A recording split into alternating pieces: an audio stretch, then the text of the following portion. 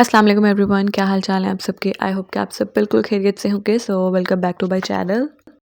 तो जी, आज मेरी आवाज़ को थोड़ा-सा इग्नोर कर दें क्योंकि मेरी नाक बिल्कुल बंद हुई हुई है, पता नहीं मेरी आवाज़ कैसे निकल रही है और बस शायद मौसम ही ऐसा है, थोड़ा-सा इस तरह फ्लू वगैरह हो रहा है और बस दुआ करें कि ठीक हो जाऊँ जल्दी से।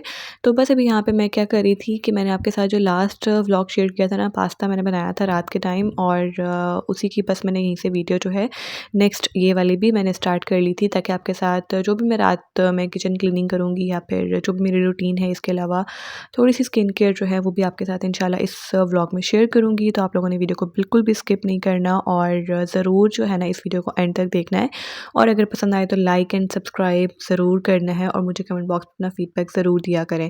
तो जी यहाँ पे मैं अपने लिए निकाल रही थी खाना क्योंकि आज मैंने रात में बनाया हुआ था पास्ता। अच्छा वैसे मोस्टली जो है ना हम लोग रात में सेपरेट खाना नहीं बनाते, जो दिन में बनता है मतलब वही मैं मतलब जो भी बनाती हूँ सबके लिए तो फिर वही सब रात में भी वही खाते हैं। तो क्योंकि ज़ाहिर-सी बात है फिर बार-बार तो नहीं बनाया जाता खाना। कुछ लोग वैसे बनाते भी हैं, शायद उन जिनकी बड़ी फैमिली होती है वो लोग फिर 2 टाइम भी खाना बना लेते हैं।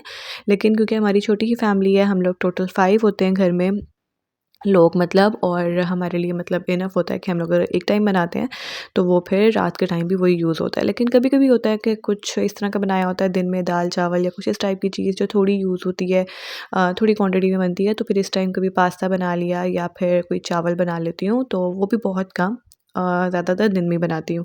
तो बस अभी वो बनाया था मैंने इस टाइम पे पास्ता, तो बस अभी मैंने खाना खाया और खाना खाते-खाते ना मुझे हस्बैंड कह रहे थे कि मेरे लिए चाय बना दो। चाय वो इस टाइम बहुत कम पीते हैं वैसे रात में, ज़्यादातर ना वो रात में दूध ले लेते हैं लेकिन पता नहीं आज उनका दिल चाह रहा था कि उनको चाय चाहिए, तो बस फिर जल्दी से मैंने पहले चाय भी बना दी और अभी आप लोग यहाँ पे सामान देख रहे होंगे क्योंकि अभी-अभी ना हस्बैंड बाहर से भी आए थे, तो वो थोड़ी बहुत ग्रॉसरी करके आए थे क्योंकि हाँ, घर में थोड़ी बहुत जो भी ग्रॉसरी चाहिए होती है ना, तो वो हस्बैंड ले आते हैं।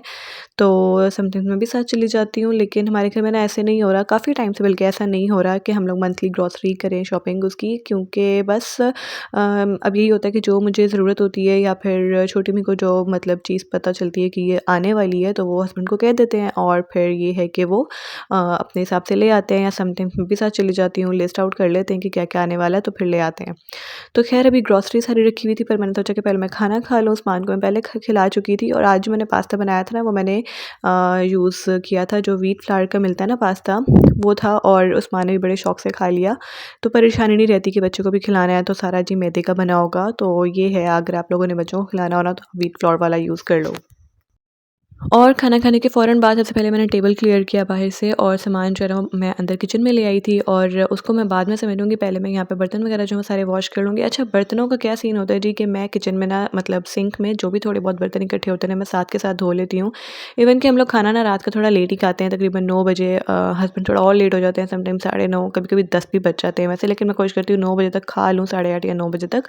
और उसके बाद ना जितने भी बड़े-बड़े पॉट्स होते हैं, आपको पता है कुकिंग पॉट्स होते हैं वो रात में ही खाली होते हैं, इसके अलावा कोई भी इस तरह की चीज़ें तो जो बड़े पॉट्स होते हैं वो मैं फ़ौरन से खाली कर लेती हूँ, कंटेनर्स में निकाल लेती हूँ और वो भी फिर धोने होते हैं इस टाइम पे। लेकिन उसके बाद अगर कोई थोड़ा बहुत खाना खाता है या कोई बाहर से कोई चीज़ आ गई है तो वो भी फिर बाद में 9:30 या 10 बजे फिर वो भी साथ के साथ धो लेती हूँ क्योंकि वरना अगर वो सुबह के लिए छोड़ दो ना फिर सुबह नाश्ते के बाद जो बर्तनों का पहाड़ लगता है ना, वो बहुत ही ज़्यादा हो जाता है, तो फिर इसलिए मैं साथ के साथ धो लेती हूँ। कभी-कभी होता है कि हम मतलब इतना नहीं मतलब कभी थके होते हैं या फिर रात ज़्यादा ही हो जाती है तो फिर नहीं दिल चाहता कि आप बिस्तर से निकलो और जाके जी बर्तन भी धो चंद एक जो पड़े हो सिंक में, तो फिर सुबह धो लेते हैं। लेकिन कोशिश यही होती है कि रात को सिंक क्लियर करके तो फिर ही मैं जो हूँ ना किचन को साफ़ करूँ। तो बस अभी यहाँ पे बर्तन सारे धुल गए थे और बर्तनों को धोने से पहले ना मैंने जो पहले बास्केट में बर्तन धुले हुए थे थोड़े बहुत, वो मैंने सेट किए और मुझे ना किचन में ज़्यादा काम जो है ना ये लगता है बर्तन मतलब धोना इतना मुश्किल नहीं लगता जितना कि बर्तन जो ड्राई हो चुके होते हैं उनको सेट करना, उनकी अपनी जगह पे रखना। तो ये काम बड़ा लंबा है और इधर-उधर रखना और फिर जो है ना मुझे लगता है ये ज़्यादा स्ट्रेसफुल है। लेकिन ख़ैर वो करना तो पड़ता है, फिर वो मैंने सारा अरेंज किया, उसके बाद फिर बर्तन धोए और अभी जो मैंने बनाया था पास्ता उसको मैंने कंटेनर को खाली किया, मतलब कंटेनर को फ़िल किया और पैन को खाली किया और बस उसको भी मैंने जो है वॉश किया। उसके बाद ये जो सिंक है इसको भी मैं साथ-साथ ही धो लेती हूँ।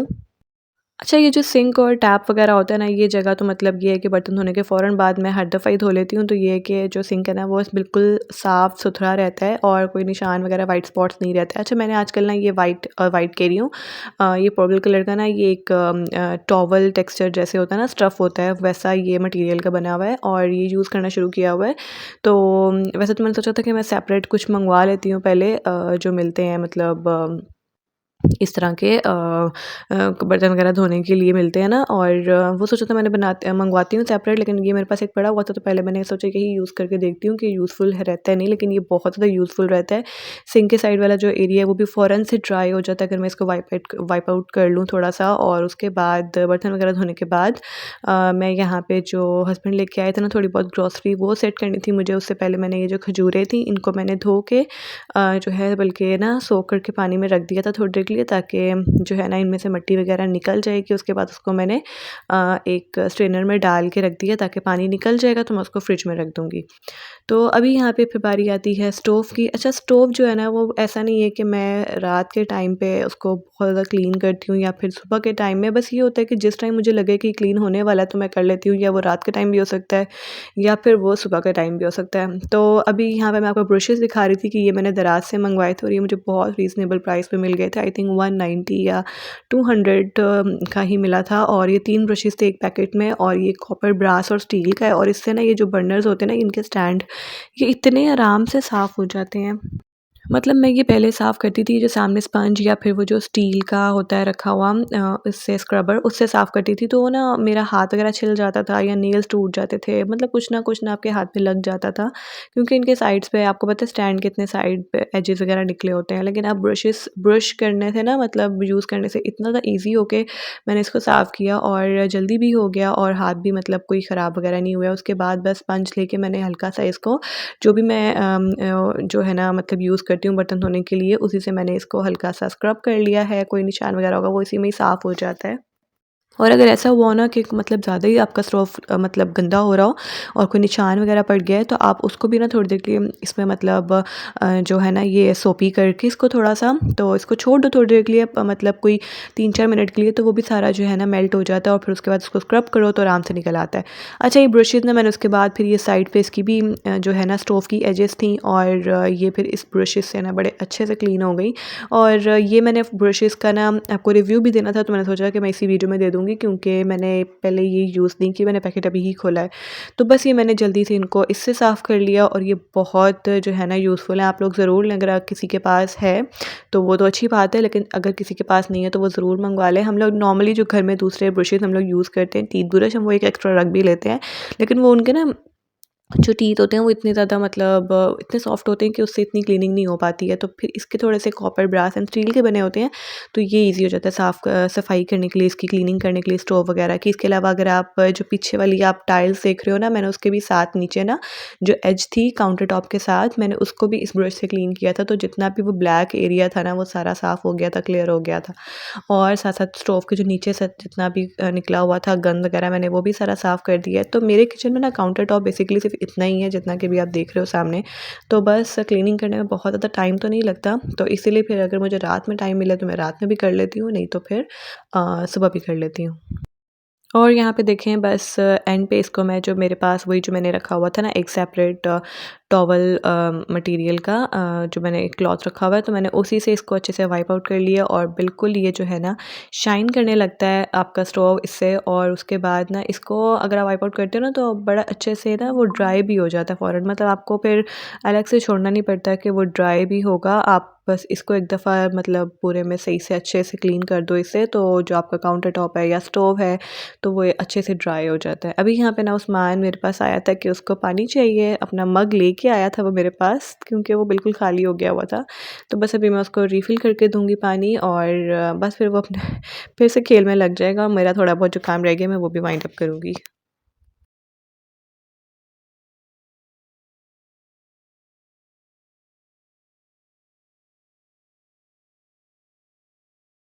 और ये खजूरें मैंने धो के रखी थी पहले तो ये देखें यहाँ पे अच्छे से ना इनका पानी वगैरह निकल गया है। तो अभी मैं इनको एक कंटेनर में डाल के फ्रिज में रख दूँगी, क्योंकि मेरे हस्बैंड है ना, उनको खजूरें खाने का बहुत शौक है और वो आते जाते ना फ्रिज से निकाल के खा लेते हैं, लेकिन ना धोते नहीं थे। हालाँकि ये पैक हुई हुई आती हैं, लेकिन इनमें इतनी अच्छी खासी मिट्टी होती है, तो इसलिए मैं धो के तो रखती हूँ, ताकि वो उनको जब खाना हो तो उनको धोनी ना पड़े। और साथ ही साथ थोड़ी बहुत जो भी चीज़ें वगैरह आई हैं ग्रॉसरी में, तो मैं वो थोड़ी-सी अभी सेट कर लूँगी, थोड़ी जो मुझे यूज़ करने वाली लगता है कि अभी मतलब रीफ़िल करने वाले जार्स हैं। और ग्रॉसरी भी जब आती है ना, तो उसका कोई मतलब ख़ास टाइम नहीं है, कभी-कभी दिन में भी आ जाती है, रात में भी आ जाती है, और मुझे भी जैसे टाइम मिलता है तो मैं उस हिसाब से ही उसको जार्स वगैरह में रीफ़िल कर लेती हूँ। और अभी मुझे ना कुछ 2-3 चीज़ें ऐसी लग रही थी कि मुझे सुबह में चाहिए होंगी, सुबह-सुबह मतलब नाश्ते के टाइम पे, तो फिर उस टाइम पे जो मैं रीफ़िल करूँगी अभी करके ना रख लेती हूँ। तो अभी यहाँ पे ना ये टी बैग्स थे मेरे पास, और बस ये थोड़े रह गए थे, तो मैंने इसको छोटे वाले कंटेनर में, ग्लास कंटेनर में निकाल लिया। ये टी बैग्स भी ना हमारे काम आते हैं रात के टाइम पे, जब गैस बिल्कुल भी नहीं होती है और कभी-कभी हस्बैंड को चाय पीनी होती है। क्योंकि मेरे हस्बैंड जो है ना, वो चाय के बहुत शौकीन हैं, उन्हें जब मर्ज़ी चाय का पूछना वो इनकार कभी नहीं करेंगे। तो बस फिर वो टी बैग्स ये वैसे उनको एक स्टूडेंट ने गिफ्ट किए थे, और पता नहीं उसको भी शायद पता था कि उसके सर को ना जो चाय है वो बहुत पसंद है।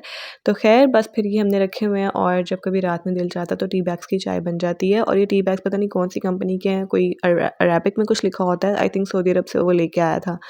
तो ख़ैर अभी यहाँ पे शक्कर हम लोग आजकल यूज़ कर रहे हैं, विंटर्स जब से स्टार्ट हुए हैं ना, हम लोग जो है वो शक्कर यूज़ कर रहे हैं, चीनी अब बिल्कुल भी यूज़ नहीं कर रहे। और शक्कर वैसे भी अच्छा है लेना, शुगर से तो बेटर ही है। और बच्चों को भी आप लोग दे सकते हो, थोड़ा-सा खाने के बाद भी मुँह में मीठा डाल सकते हो, और चाय में डालो, चाय का फ्लेवर भी बहुत अच्छा रहता है, और शुगर से ज़्यादा बेहतर भी रहती है ये। तो बस अभी मैंने उसके लिए एक बड़ा जार ले लिया था, ताकि जो सारी शक्कर है ना, वो पूरा पैकेट जो है वो इसमें ही खाली हो जाए। और बस अभी मैं इसको रख लूँगी। और उसके बाद ग्रॉसरी का ना जो सामान होता है, वो बस ये है कि थोड़ा बहुत जो है मुझे कंटेनर्स पे रीफ़िल करना पड़ता है। बाकी थोड़ी बहुत चीज़ें ऐसी भी है जो हम लोग पैकेट्स में ही रखते हैं, हम लोग उसके लिए जार्स यूज़ नहीं करते हैं। तो वो मैं फिर ऐसे ही रख देती हूँ, बाकी जो रीफ़िल करने वाला है वो रीफ़िल कर लेती हूँ। और अभी यहाँ पे ऑयल भी लेके आए थे हस्बैंड, तो फिर ये जो ऑयल कंटेनर है ना, जग है मेरे पास, तो ये भी मैं खाली कर लूँगी, क्योंकि मैंने ना इसमें पहले रखा हुआ था मस्टर्ड ऑयल, सरसों का ऑयल। और क्योंकि हम लोग यही यूज़ कर रहे थे, तो आपको मैंने बताया था ना कि मतलब इतना अच्छा नहीं लग रहा था यार, हम जो यूज़ टू नहीं है इसके, तो फिर फर्स्ट टाइम यूज़ करने से ना मतलब थोड़ा अजीब लगता है, क्योंकि इतना ज़्यादा डेंस है ना, और गले में लगता है। और खाना वैसे इसका ग्रेवी बहुत अच्छी बनी थी, जायकेदार बनी थी, लेकिन बस आदत नहीं ना है, तो इतना ज़्यादा मज़ा नहीं आया। तो फिर इसीलिए हस्बैंड कह रहे थे कि चलें वो उसका कोई अचार में वो यूज़ हो जाएगा, और जब वो अचार बनाया जाएगा तो आपके साथ ज़रूर शेयर करूँगी इंशाल्लाह। और अभी फिर मैंने जग में दूसरा जो ऑयल है, कुकिंग ऑयल लेके आए थे हस्बैंड, तो फिर मैंने वहाँ पे वो रिफ़िल किया। उसके बाद बस काउंटर टॉप को मैंने क्लियर किया, और साथ ही साथ ना एंड पे एक ये काम होता है कि जो डस्टबिन है ना, मैं उसको खाली कर लेती हूँ रात में। उसको बाहर ही मैंने धो लिया था, और जो इसका ये लिड है ना, मैं ये अंदर धो लेती हूँ। तो फिर ये कि सुबह तक ड्राई हो जाता है, और फिर उसको दोबारा से रीयूज़ आप कर सकते हो सुबह-सुबह ही। तो बस अभी यहाँ पे किचन के सारे काम ख़त्म हो गए थे, और बस ये जो बास्केट का काम होता है ये बिल्कुल एंड पे करती हूँ मैं, और उसके बाद बस किचन जो है वो बिल्कुल क्लीन हो जाता है।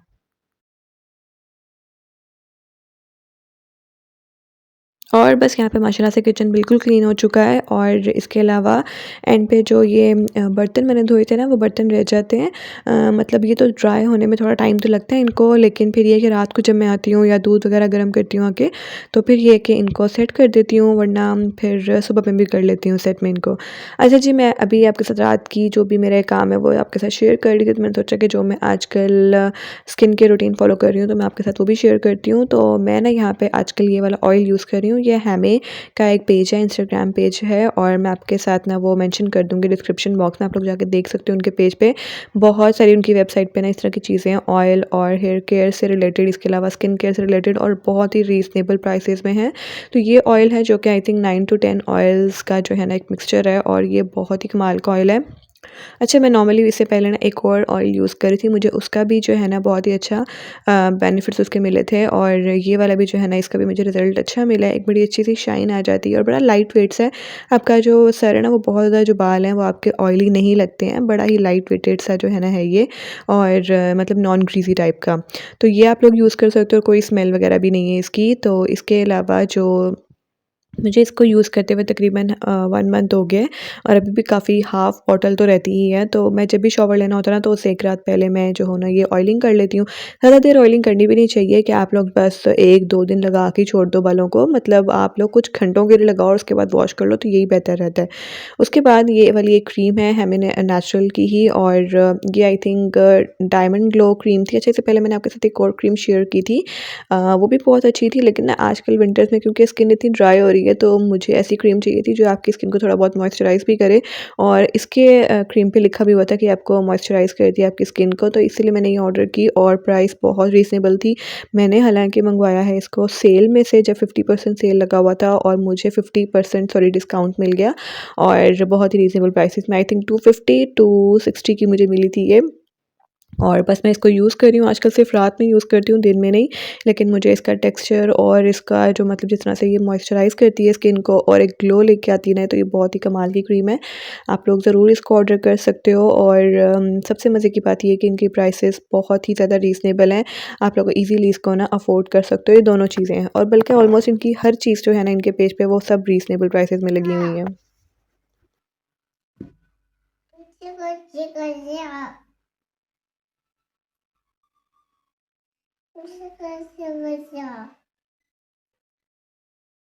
और ये बस तकरीबन रात के 11 साढ़े 11 बजे का टाइम है। मैं उस्मान के कपड़े भी चेंज कर चुकी हूँ, लेकिन बस उसका जब दिल चाहे वो सोता है।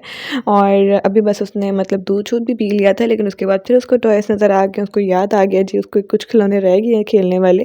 तो पहले उसने थोड़ी-सी पढ़ाई की है और उसके बाद अभी वो खेलने बैठ गया है। तो ख़ैर जब उसको सोना होता है मैं उसको सुला देती हूँ। बहुत ज़्यादा लेट भी नहीं सोता, मतलब 12 बजे से पहले 11 या 12 के दरमियान में वो सो जाता है, और फिर ये कि सुबह भी अपने हिसाब से ही उठता है। तो ये थी मेरी आज की वीडियो। आई होप कि आपको पसंद आई होगी, तो ज़रूर लाइक कर देना और चैनल को सब्सक्राइब कर देना। आपसे मिलूँगी मैं इंशाल्लाह अब नेक्स्ट वीडियो में। तब तक के लिए अपना बहुत सारा ख्याल रखिएगा। अल्लाह हाफ़िज़।